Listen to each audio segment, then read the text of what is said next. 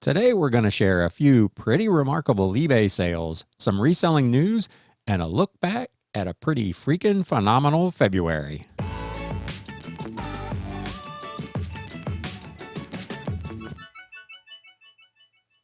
What is up, Galaxians? Welcome to another episode of Galaxy CDs, Rocks, and Flips.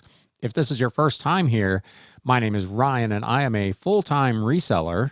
And if you're not sure what that is, I probably have never really talked about that. I just assumed that everybody that's watching this kind of knows what it is. But if you don't know what a reseller is and you stumbled on this channel going down a YouTube rabbit hole, what I do is I go out to estate sales, yard sales, garage sales, thrift stores, and I essentially buy other people's unwanted, unneeded, unloved junk and try to find it a new home and sell it for profit online on eBay or Mercari or Facebook Marketplace or whatever the case may be. And that's how I make my living. I also am a part-time YouTuber and podcaster, hence this show. In today's episode, like I said, we're going to have some reselling news where I will cover topics that may be important to other resellers. We're going to take a look back at a both weekly and monthly business recap where we're going to talk about a pretty good week and a pretty remarkable February. But first,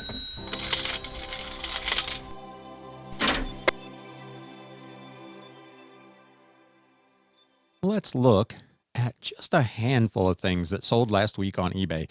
It was actually a really busy week, as we'll get into when we get to the business recap. But as happens with my business model, sometimes there's just a lot of super cheap stuff. I sell a lot of items kind of sub $18, and last week was no exception. I sold a mess of stuff that was pretty cheap, and I don't want to spend all day covering all that kind of stuff. I just kind of want to show you some of the high points, some of the things that you might want to be looking for as you're out and about. I do primarily media, so you're going to see in my episodes a lot of CDs, movies, books, and that sort of thing. Not all of it is super profitable. I'm just going to show you the ones that were. We're going to start with this CD from 2002 on Triple Crown Records, Hot Rod Circuit. Been there, smoked that. This was a new and sealed CD. It went for $21.99 with free shipping. This was out of a big lot of CDs that I purchased last summer for an average cost of about 3.5 cents a piece. So pretty nice little flip on that. This next item is actually 3 items all in one sale. If you've been following this channel very long, you know last summer I bought a big collection of CSX railroad, not brochures, but like technical manuals and training guides and all kinds of stuff from an estate of a former CSX engineer. There were several videotapes in there, fairly short, 5, 6, 15 minutes kind of thing, of training videos and that sort of stuff. I own all of those items for about 10 cents a piece. Here I sold 3 vintage VHS CSX transportation safety videos. Video news from November of 1998, video news from May of 1998, and a crew dispatching systems training video. These went for $9 a piece on offers. I had them listed, I think, for $11.99 with free shipping. Someone bought all 3. He made me offers on each of them at $9 because I own them for essentially a dime a piece. It ended up being a pretty nice flip, $27. Shipping was, I think, $3.45 because it was just over £1.50 for 3 VHS packed in a box. So fairly nice little flip. Train memorabilia, whether it be real trains or model railroads, that stuff, there's a big market for that. Those people are really passionate about that stuff. So if you stumble on it at a sale, it's probably worth at least taking a look. Some of this has been fairly slow moving. I had a lot of kind of timetables and guides, and I probably sell one a week here and there for anywhere from $8 to $12 a piece. But again, I own them for 10 cents. I don't mind having them sit around here. If I can make an extra 10 or 15 bucks a week every week, that's not bad. Next up, Smith's Classical Dictionary of Greek and Roman. This is from 1895. It's a hardcover, Really nice condition. Somebody paid $39.99 with free shipping for this item. I own this for 25 cents. It was part of a big lot that I got at an estate sale. Speaking of that same lot, here's a really nice collection. I sold 2 of these several months ago. This is the third and final one that I own in the collection. Great Men and Famous Women, volumes 1 through 8. It's a full set from 1894. These are all like biographical sketches and information on kind of the high society people of that era. 8 books I owned for $0.25 a piece, so this is $2 investment. This one went on a best offer of $90 with free shipping. Cost me, I think, $16.81 to send this out media mail. So all in, I still made about $58 on this deal. So not a bad flip. Old books can be really, really lucrative. I've talked about on this channel before, sometimes even if they're not really in very good shape. This next group of items, man, probably a year and a half ago, it was fairly early in my reselling career. I was at a church sale, and I've shown these before. I picked up a big stack of inspiration magazines. They're little 6 to 8 to 10 page magazines, all from the 1920s, from the Fashion Institute, I believe. Really, really old. They were down in the basement of a church at kind of one of their sales. I brought the whole stack up to the desk and I said, "What? These aren't marked. What would you take for the whole stack?" Like I said, there were about 50 of them.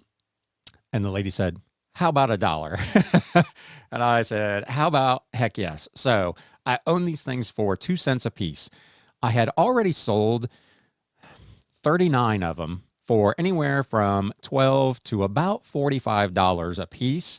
And I was down to my last 11. I got a message last week from a person up in Canada who said, would I do combined shipping if they bought all 11 remaining items for my, then I had them running at a discount. I was running them for $15 a piece.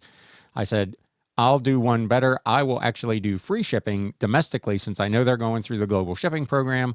You'll be responsible for getting them to you from eBay, but I'll do $15 a piece for all 11 of them with free US shipping. So 11 items at 2 cents a piece turned into a $165 sale. Shipping was $2.89 to ship these media rate to the Global Shipping Center down in Kentucky. Super profitable sale. Those of you who have been watching for a while are probably shocked that this thing is not the flip of the week. So these are now all gone. Remarkable, remarkable sale. These obviously took quite some time, but probably on average, I turned 2 cents into about, I would guess, probably $18 or $19 times 50 items. So over the course of the time I've had these, a hugely profitable sale. And now, your flip of the week. This comes from the big 2,500 book lot that I did back in October. So this is an item that I own for 25 cents. I've talked previously about bound magazines. This set, I actually have 2 different ones. This one is all in Italian. It is 5 issues of a magazine all about the Italian Navy. Some really cool illustrations. This has information on the Italian Navy dating back to like the 1860s. So a really cool collection. I own it for $0.25. I sent out an offer. I had this listed for $225, I think $224.99. I sent out an offer of 15% off. Somebody bought this for $191.24 plus customer paid shipping. So 25 cents into $191. Just outstanding. Again, it has sat here for a little while. I got this. This was listed back at the end of October or the first part of November. So it's several months in. But to turn 25 cents into $191 is really, really an outstanding flip. I was very pleased with that. Very excited when that guy accepted that offer. So again, bound magazines can be really valuable. They won't all be, but a lot of them can be. And this one obviously was huge.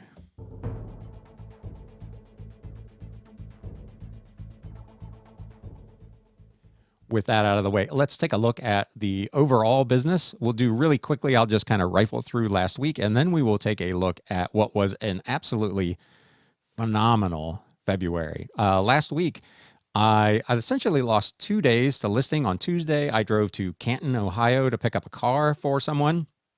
And on Friday, I spent pretty much the whole day outsourcing. All of that being said, I still got 113 listings done last week, so not too shabby on the listings front. Sales for the week, still above average, $1596.05. It broke down $61.39 once again from Bonanza, $64.68 from my antique booth, and $1469.98 on eBay. Cost of goods sold for the week was just $44.98, which left me with a gross profit margin of 97.18%. Whew, that is a tasty number. $15.51.07. Operating expenses for the week. I did take advantage of the fact that I've had 3 really good weeks, and I ordered some shipping supplies. I ordered some bubble wrap and some additional bubble mailers and some odd size boxes that I needed. I also bought some additional equipment to use here in the office. So I did have some extraordinary expenses. Total operating expenses for the week were $817.11, almost $400 of which was supplies and equipment. So really fairly high by my normal standards, but still not terrible. So net profit for the week, 45.99% or $733.96. So all in all, a pretty good week, which led to, in conjunction with some of the other weeks we've talked about, a massive, massive February. Believe it or not, February was my second best month ever in terms of sales, only bested by December of last year during the Christmas season, and not really by all that much, by about $600. So just a remarkable, remarkable February. Please let us know in the comments how your February shook out when all the numbers were done. Was it good? Was it bad? How did it work out? Mine was remarkable. We'll start with listings. 534 listings for the month. So very pleased with that.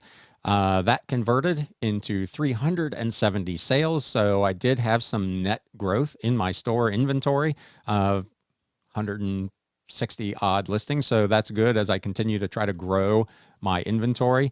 If you've been playing along, you know I'm kind of the king of the long tail. I don't mind to have stuff that sits here for some time, knowing that it will eventually sell. And my goal by the end of the year is to be between 7,500 and 8,000 listings. As we sit here, I'm at like 6,350.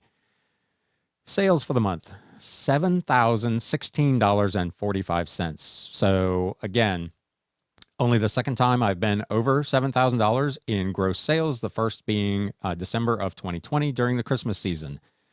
That broke down across a wide range of different sources. I made $11.33 from the eBay Partner Program. I made $193.84 in sales at the Westchester Antique Center. So my antique booth for the second month running has paid for itself and then a little bit more. So I'm thrilled with that because my goal was essentially just to be able to bust out of it and use it as a free storage unit, and it has done even better than that. So that's a win.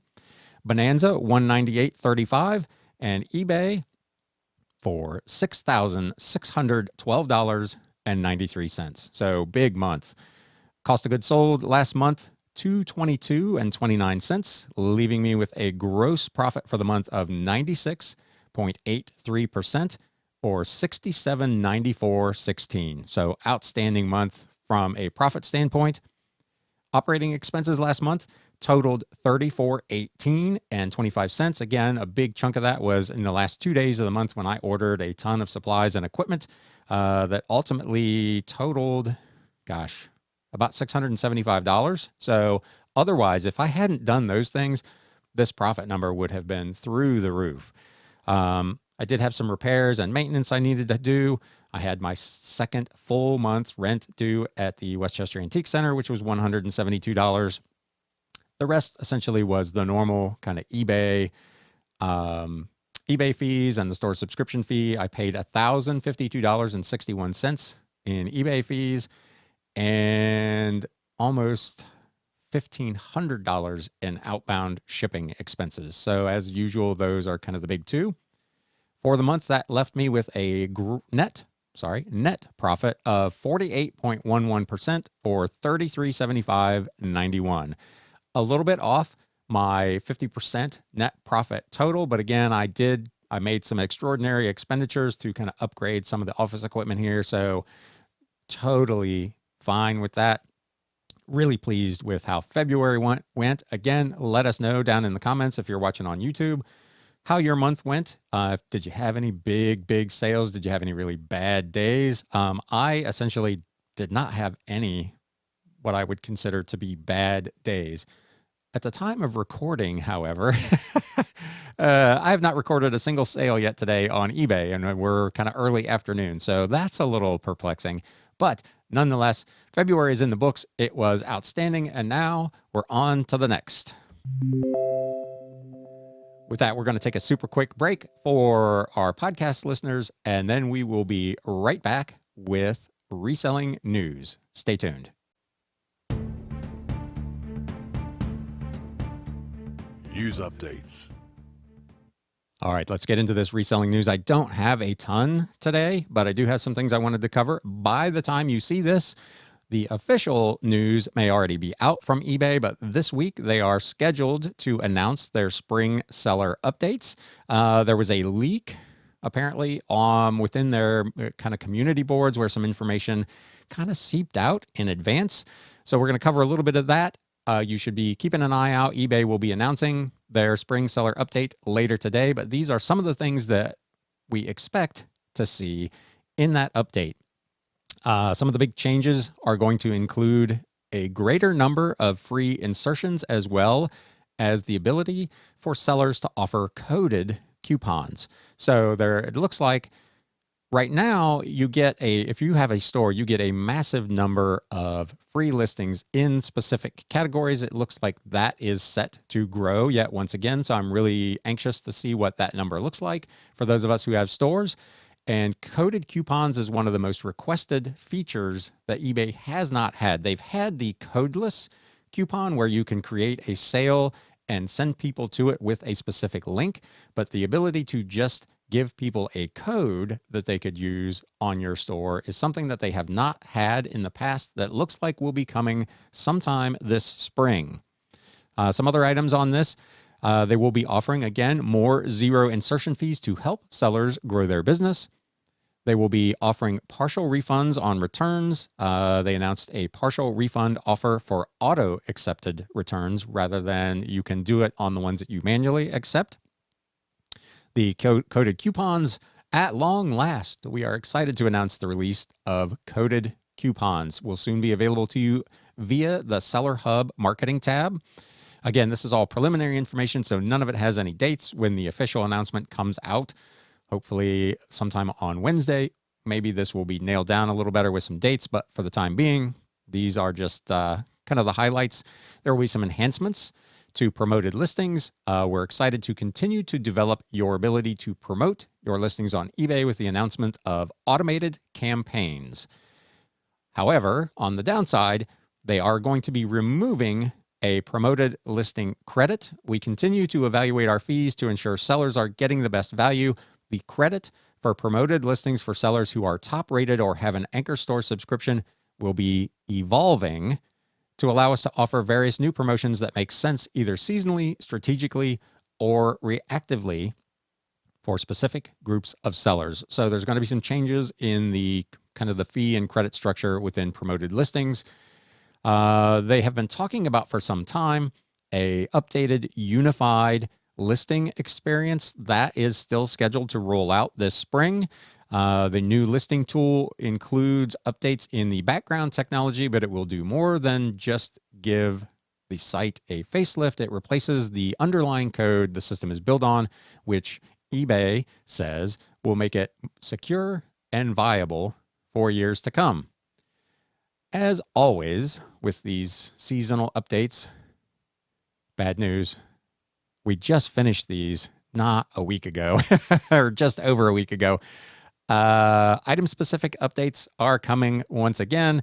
There will be new categories, which will have new required updates.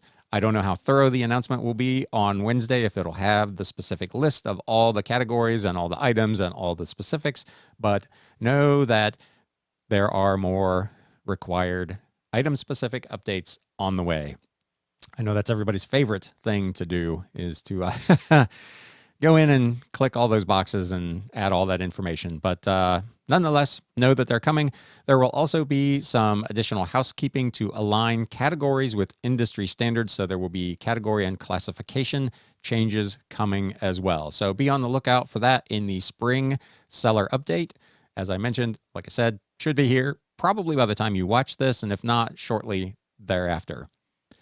eBay also had a note out late last week about price gouging. I'm not really sure where this came from, what the situation is that prompted it, but eBay issued another announcement reminding sellers of its price gouging policy and encouraging users to report items they believe violate the policy. Price gouging became a major issue in 2020 due to supply shortages during the COVID-19 pandemic, with states and the federal government charging retailers they said had violated laws. eBay's announcement reminded sellers that they have a zero tolerance policy regarding price gouging and that they will take action. So if you have been subject to that, if you've gotten a notification for a price gouging violation, let us know down in the comments. I don't sell really anything that probably is considered necessary. So if I want to charge $191 for some bound magazines, I don't know that that would qualify as price gouging. But if you sell items that might fall under that, let us know if you've been hit with that at all. eBay had last week their seller update kind of teleconference. I was on it.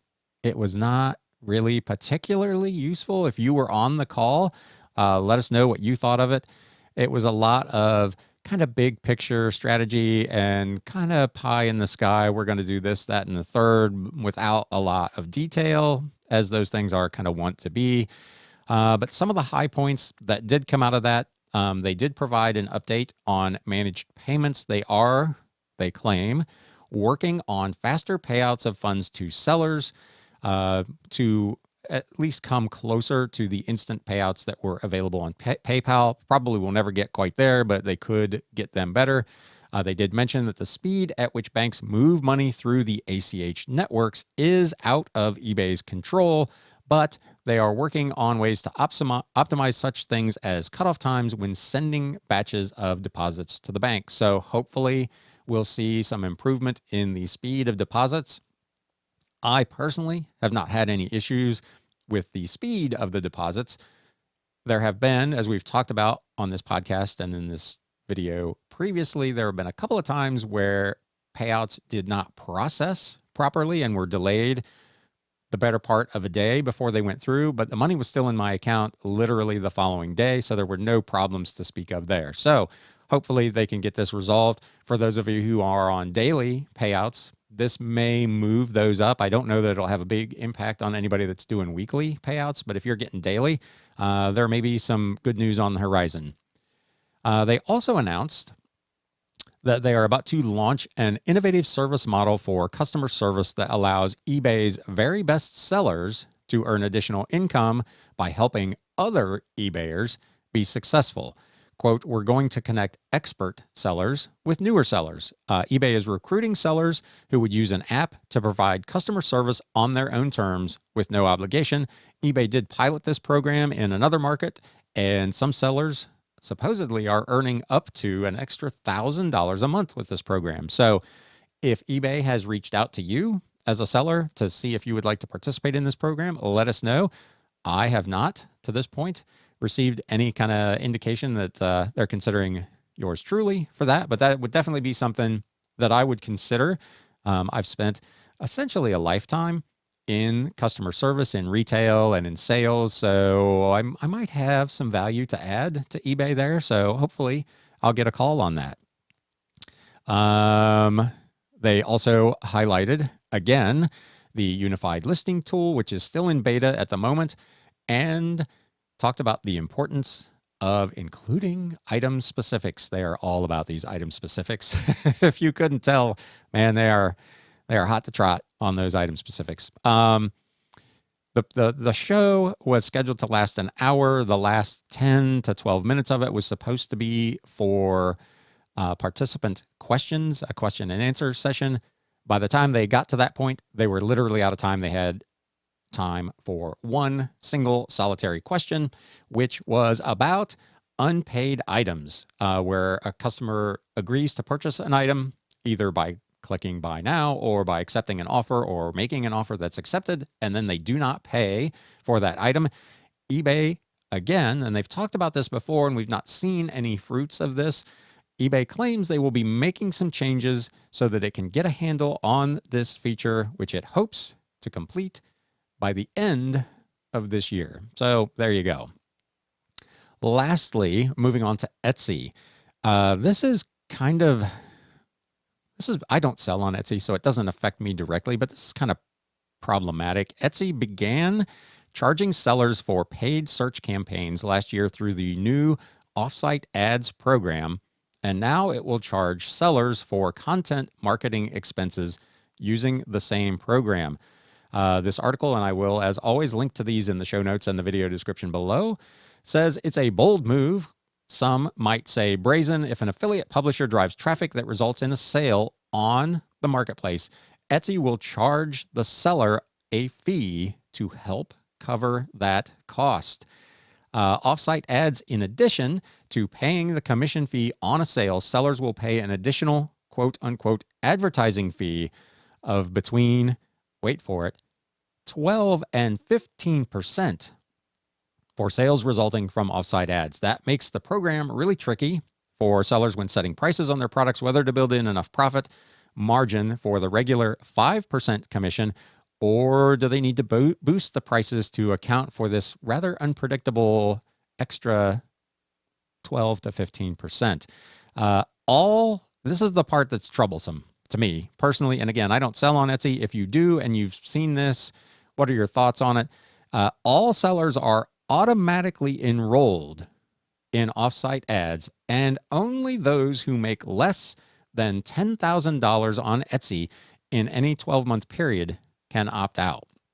So they essentially are forcing you to participate in this program, whether you want to or not, and charging you for the privilege. Let me know what you think about that. I, for one, am not impressed with that. You should have the ability to opt out and not have your listings participate in that program. The flip side of that is maybe you'd like the extra exposure and you don't mind paying an extra 12 to 15%. That number seems really high to me for some reason.